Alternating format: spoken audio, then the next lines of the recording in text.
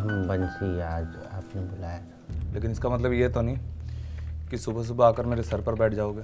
Sir वो आप हमसे बोले थे ना कि हमारा खाता जो है वो आधार कार्ड से लिंक नहीं है, तो इसी वजह से हमारा पेंशन रुका हुआ है। हम बैंक गए थे तो वहाँ वो बोले कि खाता आधार कार्ड से लिंक है, इसमें लिख कर भी दिए हैं वो। झूठ बोला था मैंने। तुम्हारे पैसे हर महीने निकाल कर मैं खा जाता हूँ, यही कहना चाह रहे हो ना तुम? नहीं साहब, ऐसा बात नहीं है। हम तो बस क्या? देखो बंसी, सुबह सुबह मेरा दिमाग मत खराब करो, मुझे यहाँ बहुत काम होते हैं। अभी मैं चाय नाश्ता कर लूँ, फिर तुम्हें बुलाता हूँ। अभी बाहर जाके वेट करो। सुंदर, अरे चाय वाय मिलेगी कि नहीं आज?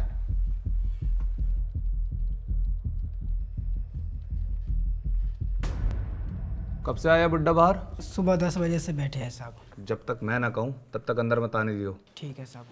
रोज रोज आकर मेरा दिमाग खराब कर रखा है। यार,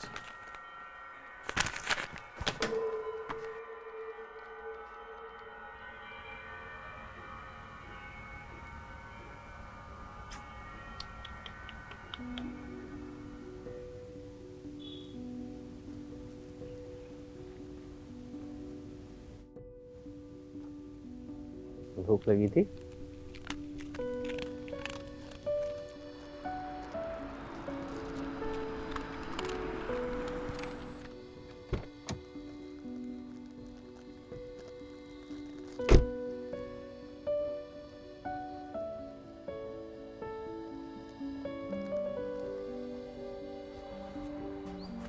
ये क्या कर रहे हैं अंकल जी आप?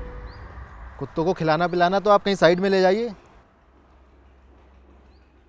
साहब हम यहाँ आए तो ये हमें देख के पूंछ हिलाने लगे, भूखे हैं शायद, इसलिए हमारे पास ये बिस्किट था तो हमने खिला दिया। आप यहीं आसपास रहते हैं कहीं? नहीं साहब, हमने पेंशन के ऑफिस में आए हैं। पिछले कई महीनों से हमारी पेंशन रुकी हुई है, तो यहाँ आना जाना लगा ही रहता है। अंदर बाबू साहब हैं, वो हमारी सुनते ही नहीं। लेकिन आपकी इन कुत्तों से इतनी जल्दी दोस्ती कैसे हो गई? ये तो बड़े कटखने हैं, किसी भी अनजान को देखते हैं तुरंत घुर्राने लगते हैं। इन कुत्तों का पुराना कर्जा है हमारे ऊपर साहब। पहले हम एक सरकारी स्कूल में चपरासी की नौकरी किया करते थे। गेट टूटा हुआ था स्कूल का, ऐसे ही कुत्ते अक्सर अंदर घुस जाया करते थे। कुत्ते बच्चों को काट ना लें, इसलिए प्रिंसिपल साहब हमसे कहते थे कि डंडा लेकर इनको बाहर खदेड़ो। बहुत कुत्तों को मारा साहब, ऐसे ही खदेड़ा। आज समझ में आता है कि इनके अंदर भी तो जान है, बस बोल ही तो नहीं सकते।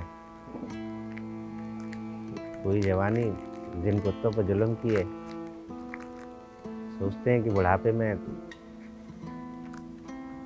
कुछ तो माफ़ी हो जाएगी हमारी। जहाँ भी इनको देखते हैं तो जो बन पड़ता है खिला देते हैं। ठीक है, आप मेरे साथ आइए।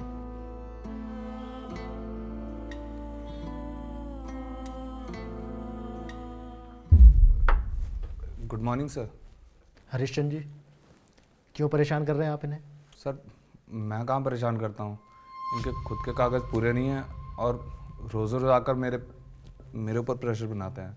नहीं साहब, साहब ने हमसे कहा था कि हमारा खाता जो है वो आधार कार्ड से लिंक नहीं है।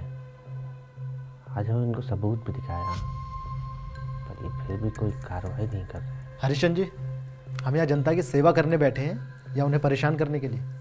सर झूठ बोल रहे हैं ये, इन्होंने मुझे कोई कागज़ नहीं दिया।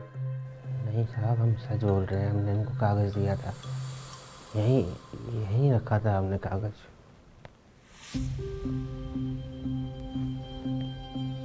हमारा कागज़ कूड़ेदान में पड़ा है।